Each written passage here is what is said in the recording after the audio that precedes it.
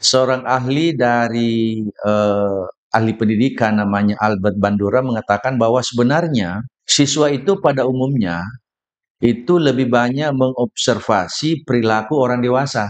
Lalu kemudian dia menduplikasi nilai tadi ini dengan sangat mudah itu bisa transformasi.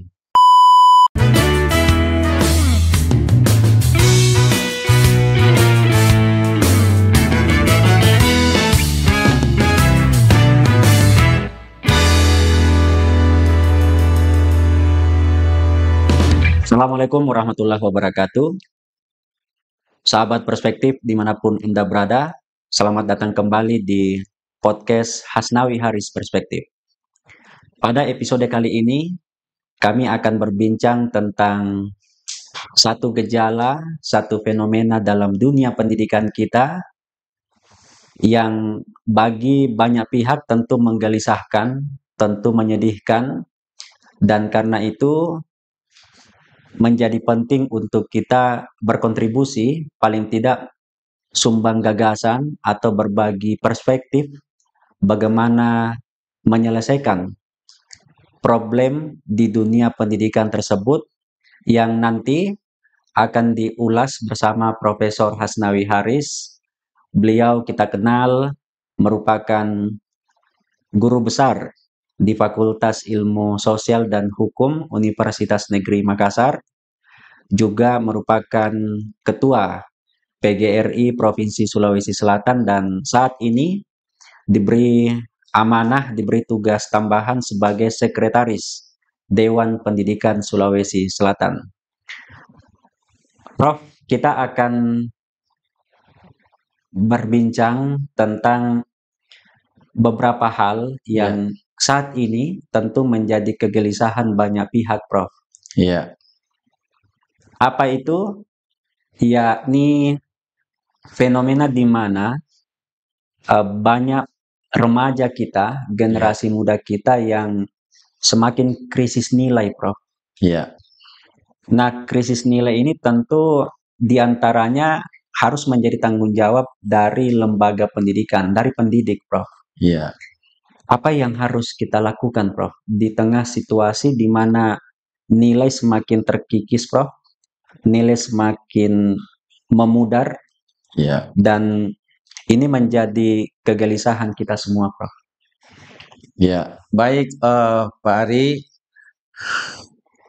Kalau kita bicara tentang krisis nilai, terutama untuk anak-anak kita, maka sebenarnya ini fenomena yang biasa dan sudah lama kita dengar. Ya, tentu sebabnya banyak.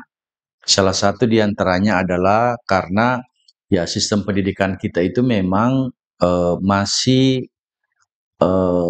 mengandalkan atau paling tidak praktek yang dilakukan teman-teman itu masih mengandalkan hafalan. Hafalan, Prof. Ya, jadi cenderung anak-anak kita itu sesungguhnya tidak masuk di hatinya itu jawaban, tetapi mereka dengan akal bisa menjawab dengan benar. Nah, saya ingin mengatakan bahwa melihat kondisi ini, maka paling tidak ada 4 hal menurut saya yang bisa kita jadikan referensi atau bahan untuk pengembangan perspektif dalam penanganan kondisi yang disebutkan tadi itu. Yang pertama itu adalah bagaimana kita mengintegrasikan pendidikan nilai ini dalam kurikulum nasional kita. Kita pahami hari ini tentu ya kurikulum yang berlaku adalah kurikulum yang meskipun sebenarnya itu sudah diajarkan, sudah ditransformasikan dalam beberapa mata pelajaran, tapi kita pandang bahwa itu belum menukik, belum sampai pada titik yang memang menyasar pada sisi terdalam bagaimana seorang guru dalam mentransformasi pendidikan nilai. Saya karena bicara tentang lembaga pendidikan, maka tentu saja ya paling tidak mengintegrasikan nilai atau pendidikan nilai dalam kurikulum nasional ini itu sebenarnya bisa kita masuk pada pendidikan profesi guru, ya, atau PPG, pada Prof. PPG, Ya, sebagai the guardian teacher, ya, sebagai orang yang memang memiliki fungsi terdepan dalam mendorong, mentransformasi dari nilai-nilai yang ada pada peserta didik. Teringat pandangan dari Lawrence Kohlberg bahwa sebenarnya salah satu inti dari karakteristik dari dunia pendidikan kita itu adalah pembelajaran moralitas. ya, Artinya, moralitas yang ada itu kalau dalam dunia proses pembelajaran memang eh, itu harus dirancang untuk kemudian bagaimana semakin banyak siswa memahami pada sisi praktek, pada sisi pemahaman, ya, atau pada sisi moralitas yang lebih tinggi. ya, Artinya apa? Anak-anak kita yang ada hari ini sebenarnya ya itu harus bisa memahami semakin tinggi tingkatan pendidikannya, maka moralitasnya mestinya lebih tinggi. Nah, tentu banyak yang bisa dilakukan dalam konteks itu, misalnya dalam proses diskusi, dalam proses refleksi misalnya, atau mungkin praktek-praktek yang melibatkan secara emosional siswa. Itu yang pertama. Terus yang kedua adalah bagaimana sebenarnya eh, kita mendorong adanya kebijakan yang bisa membuat peran guru itu semakin banyak dalam posisi dia menjadi role model. role model. Dia menjadi contoh misalnya. Ya. Dia menjadi posisinya menginspirasi. Seorang ahli dari ahli pendidikan namanya Albert Bandura mengatakan bahwa sebenarnya siswa itu pada umumnya itu lebih banyak mengobservasi perilaku orang dewasa. Lalu kemudian dia menduplikasi. Jadi kalau guru itu menjadi role model, dia menjadi contoh dan itu diobservasi secara sempurna oleh peserta didik, lalu dia duplikasi, maka sebenarnya nilai tadi ini dengan sangat mudah itu bisa transformasi. Itu yang kedua. Terus yang ketiga adalah ya karena kita bicara tentang pendidikan dalam konteks pendidikan profesi guru, ya idealnya memang teman-teman calon guru itu dalam pola pendidikan profesi guru itu ya memang harus didorong untuk proses pembelajaran itu terutama untuk pendidikan nilai itu berbasis pada pengalaman. Orang biasa menyebutnya experiential learning. Nah, banyak teori tentu yang bisa mendukung atau menjadi dasar dari pendidikan nilai yang berbasis pada pengalaman ini. Di antaranya bahwa ya tentu proses-proses pembelajaran itu yang efektif itu kalau ada siklus pengalamannya. Jadi kalau anak-anak itu hanya di konteks teori, itu boleh lepas. Ya. Itu bisa loss atau bisa dia hilang. Tapi kalau itu siklusnya di pengalaman, di experience tadi, maka dipastikan nilai-nilai yang mau diinternalisasi itu mudah difahami, mudah diterapkan oleh anak-anak kita. Terus yang keempat adalah ya penggunaan teknologi. Ini juga menjadi marak kita dalam perkembangan peradaban manusia, terutama dalam dunia pendidikan. Nampak jelas bahwa ya teman-teman guru itu sebenarnya tidak boleh terlambat. Ya. Ya harus dalam posisi hari ini harus menyiapkan dirinya untuk kemudian mereka benar-benar bisa memanfaatkan teknologi ini, ya fasilitas teknologi yang ada dengan berbagai macam platform pembelajaran yang ada, itu harusnya dia jadikan itu sebagai medium, sebagai ruang untuk kemudian memberikan sebanyak-banyaknya informasi positif, tentu kaitannya dengan pendidikan nilai. Saya kira hari ini kita, ya teman-teman pasti sudah banyak guru misalnya yang sudah punya sosial media, bagaimana mereka aktif di YouTube, di TikTok, Instagram, dan berbagai platform-platform sosial media yang menurut saya itu bisa dijadikan ruang kampanye yang sesungguhnya itu lebih efektif buat anak-anak dengan karakteristik ya karakter Gen Z Ya, atau generasi Alpha. Alpha. Ya, Baik, Prof. Jadi paling tidak ada 4, Prof, ya, ya, yang harus dioptimalkan ya, untuk ya paling tidak problem krisis nilai tadi itu pelan-pelan bisa diminimalisir ya, lewat intervensi baik kebijakan pemerintah lewat integrasi kurikulum, Prof, ya. ya, Kemudian pemanfaatan teknologi dalam proses pembelajaran nilai. Eh, 4 hal ini yang menurut Prof adalah kunci ya, agar pendidikan nilai ini bisa lebih optimal ke depannya. ya, Eh, ada kerisauan yang lain, Prof. ya, Eh, Guru-guru kita di sekolah di satu sisi ingin mendisiplinkan siswa, ya, tapi mereka sedang dalam dilema karena ada banyak kasus, Prof, yang harus kita akui itu adalah resiko yang kadang harus dihadapi oleh guru-guru kita ketika ingin menegakkan aturan atau mendisiplinkan siswanya. Dilema ini pasti dihadapi oleh guru-guru kita, Prof. Nah, bagaimana cara agar dilema di satu sisi menegakkan aturan atau mendisiplinkan, tapi di sisi yang lain ada resiko yang ia sedang pertimbangkan, Prof. ya. Baik, jadi kalau terkait dengan kondisi yang seperti itu memang juga banyak kita temukan Pak Arya. Jadi gejala yang ada hari ini betul-betul ya tidak sedikit teman-teman guru itu berpendapat cukup mengajar, Ya, setelah itu selesai. Proses mendidiknya kemudian mereka tidak maksimalkan karena mereka khawatir punya atau kekhawatiran. ketakutan untuk melakukan proses mendisiplinkan tadi. Sebenarnya kalau saya ada 2 hal yang bisa kita lakukan. Pertama memang adalah bagaimana mempercepat beberapa informasi yang mungkin dalam konteks ada mata kuliah, apakah dia ber-SKS atau tidak, yang namanya hukum pendidikan. Jadi anak-anak kita calon guru misalnya kalau di perguruan tinggi dari awal harus memahami, mereka itu harus paham, mereka harus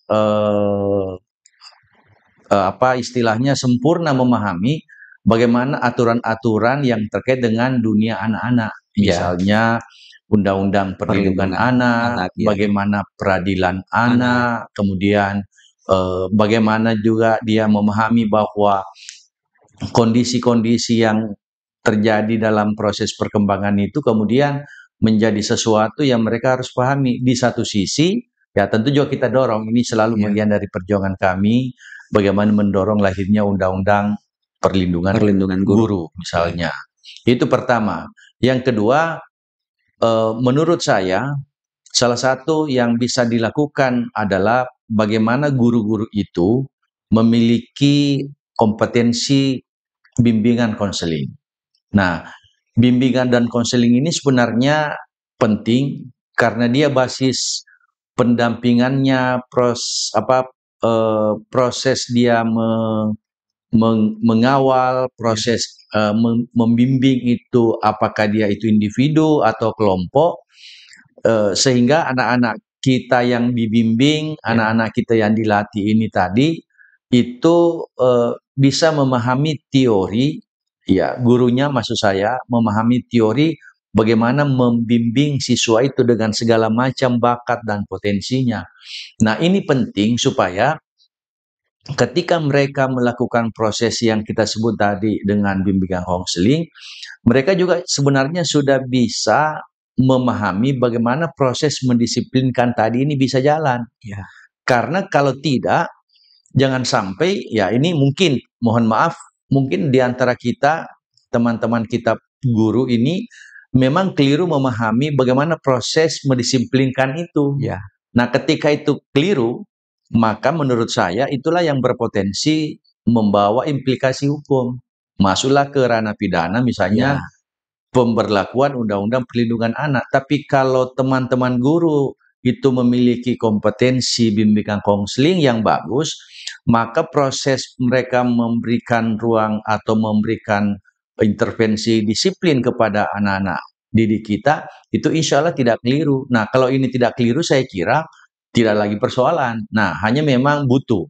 Itu saya kira yang disebutkan Pak Ari tadi, antara kita mendahulukan aturan kemudian mendisiplinkan siswa, ini memang sangat problematik sifatnya, karena ya teman-teman guru juga ya tidak sedikit yang khawatir dengan mendisiplinkan siswa mereka berhadapan dengan hukum misalnya.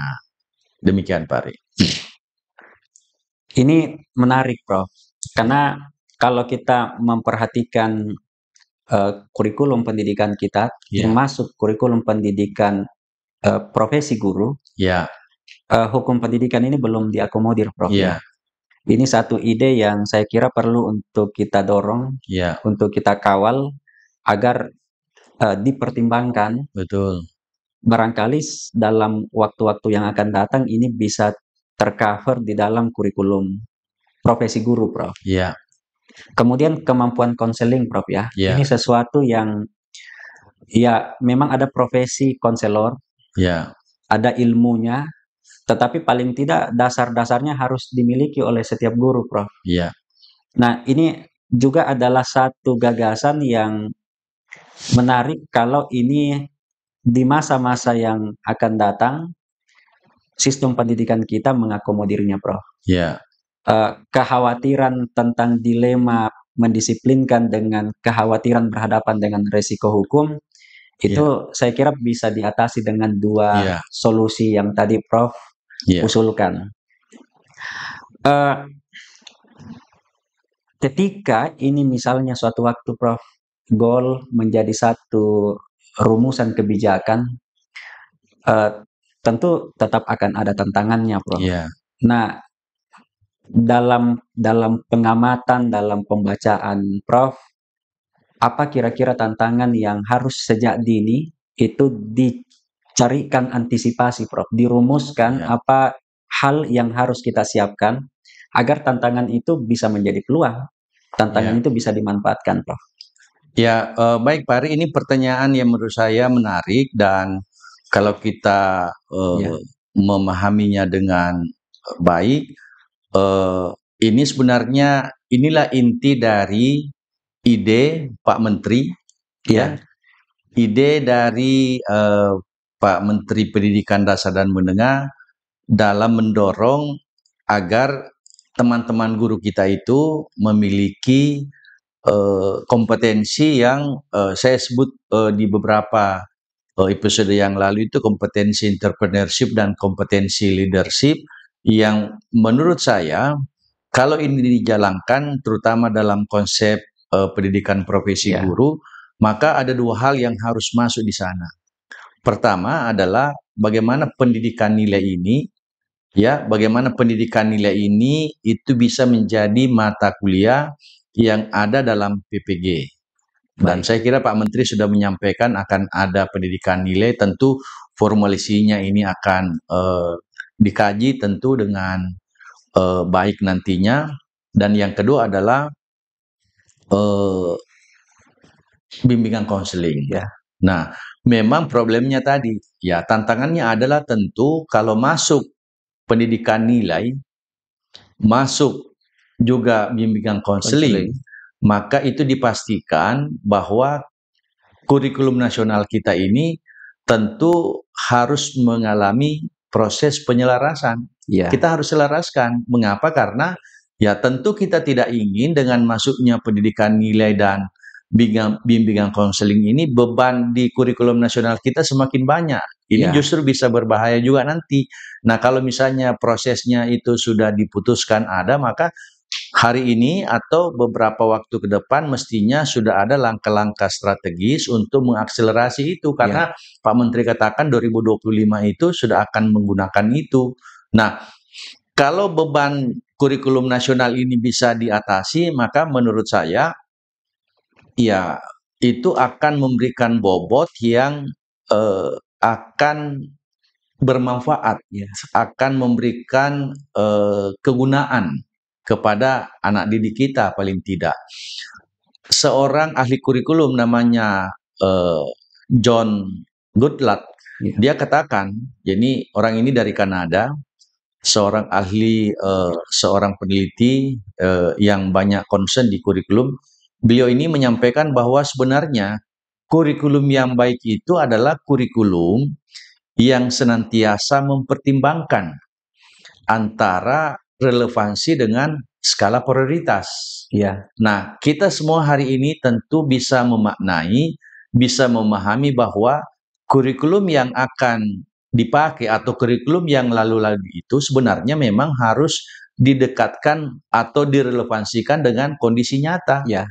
Di awal Pak Ari mengantar episode ini bahwa krisis nilai itu banyak terjadi di peserta didik kita, dekadensi moral, kemudian penghormatan anak didik kita terhadap orang tua dengan guru, dan berbagai macam perilaku-perilaku yang kita anggap itu tidak pantas atau tidak seharusnya diperlihatkan oleh anak-anak kita, tapi karena kita anggap bahwa inilah sebenarnya model yang kita sebut dengan krisis nilai. Nah, ketika krisis nilai ini dipandang sebagai sesuatu yang menjadi fakta di tengah-tengah masyarakat, terutama dalam lingkungan kita, lalu kemudian teman-teman kita yang kita sebut tadi ada kegamangan, ada kebingungan, kemudian mereka harus mendahulukan aturan hukum, lalu kemudian tidak mendisiplinkan, atau sebaliknya harus disiplin dulu baru melihat aturannya. Maka sebenarnya disinilah letak faktor bahwa teman-teman kita itu harus jujur mengakui, atau kita harus semua, ini bagian dari otokritik, kita kekurangan kompetensi konselor sebenarnya. Kita tidak memiliki kemampuan untuk melakukan proses pembimbingan secara individual, bagaimana bakat, minat, potensi anak didik kita dalam proses pendidikan itu. Nah, inilah yang sebenarnya.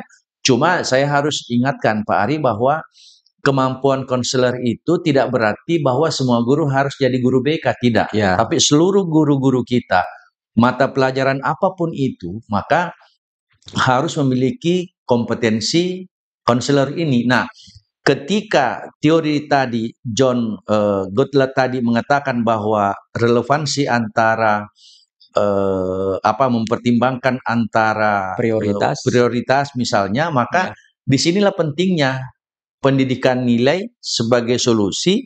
Lalu kemudian kita ingin bagaimana bimbingan konseling ini menjadi sesuatu yang dibutuhkan oleh teman-teman guru, sehingga relevansi dan skala prioritas ini ketemu tadi. Nah, kalau ini dijalankan, saya berpikir bahwa krisis nilai yang dialami oleh anak didik kita, lalu kemudian kita memberikan bekal yang baik kepada teman-teman guru seluruhnya untuk memiliki kompetensi bimbingan konseling, insya Allah kerisauan kita, kekhawatiran kita itu pelan-pelan bisa kita atasi.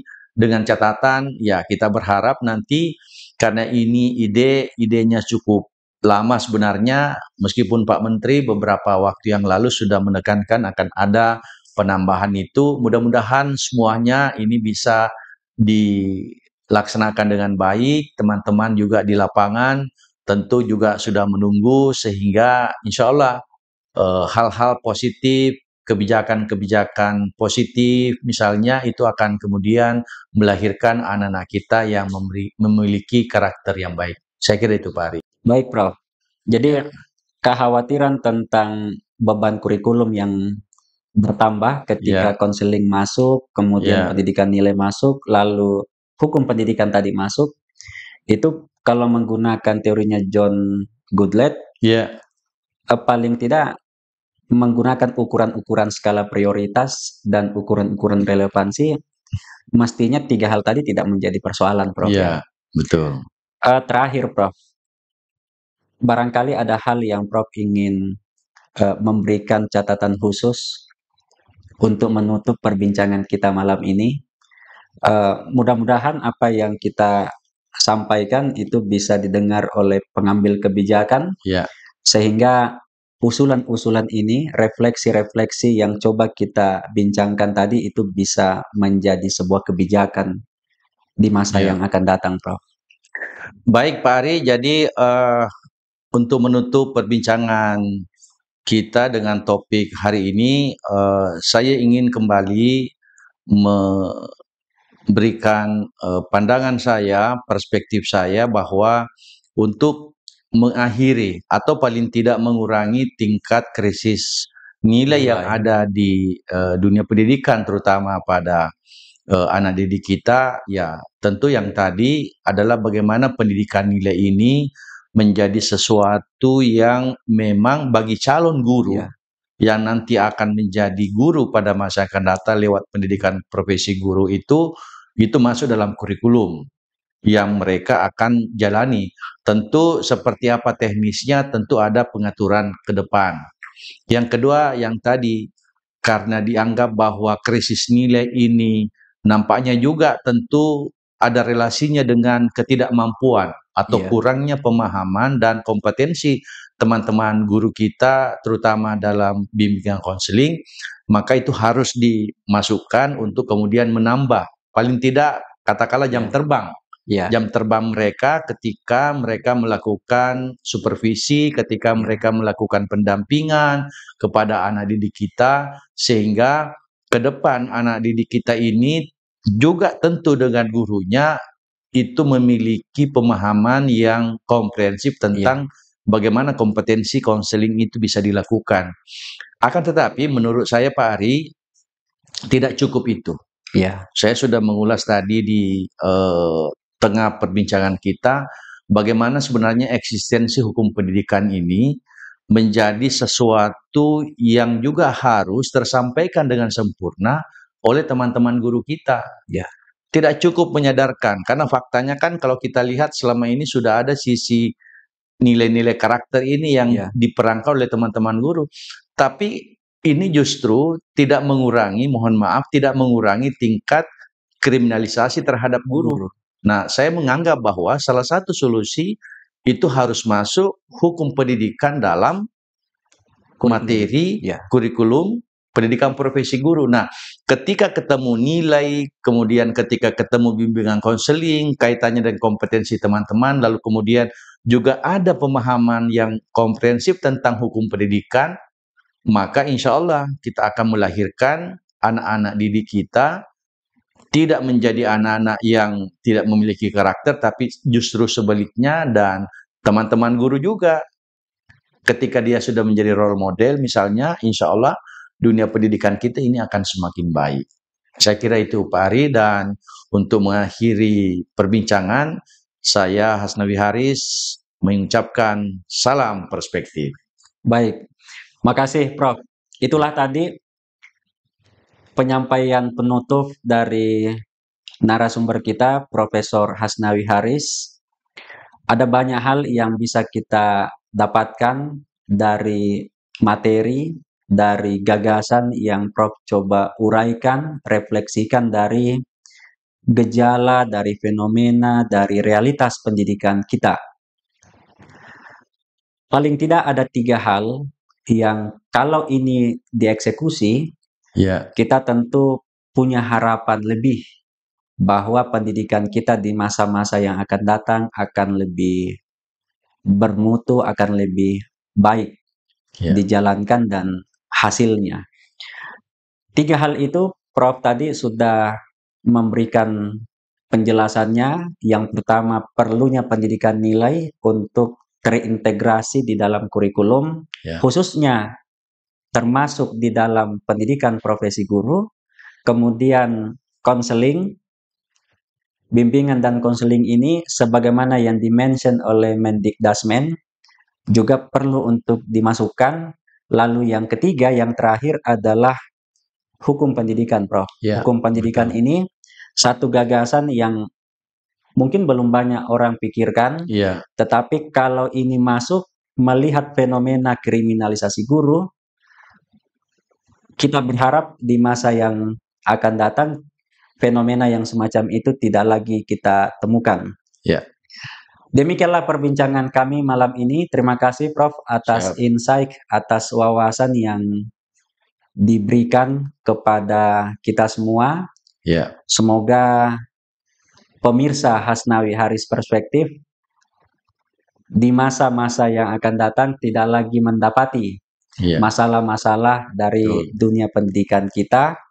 Ya tentu melalui perbincangan ini kita berharap bukan hanya pemirsa dalam arti masyarakat, tapi juga para pemangku kebijakan itu bisa menjadikan usulan ini sebagai salah satu ide, gagasan untuk dipikirkan, untuk didiskusikan, yang nantinya mudah-mudahan bisa menjadi satu produk kebijakan. Ya. Sampai jumpa pada episode selanjutnya. Terima kasih atas dukungan pemirsa semua. Wassalamualaikum warahmatullahi wabarakatuh dan salam perspektif.